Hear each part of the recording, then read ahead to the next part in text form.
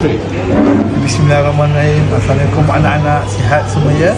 Hari ini hari pertama persekolahan. Jadi saya jangka anak-anak semua agak tertanya-tanya macam mana kawan saya, apakah mata pelajaran hari ini, cikgu saya garang ke tidak.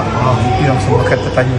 Tapi saya harap, cikgu harap supaya anak-anak semua dapat belajar yang sebaik mungkin.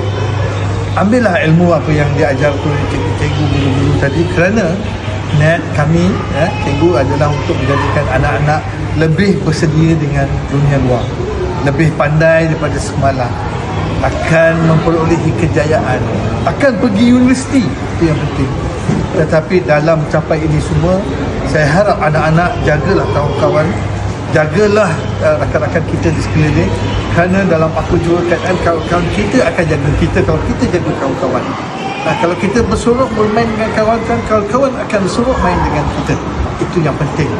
Sebab insya-Allah esok kita akan pergi sama balik, bekerja dengan kawan-kawan tadi, belajar dengan kawan-kawan tadi, dan saya harap semua dapat belajar dalam suasana yang lebih seronok. Good luck, all the best. Selamat belajar dan selamat menimba ilmu, dan cikgu akan doakan yang terbaik untuk anak-anak. Amin ya rabbal alamin. Terima kasih.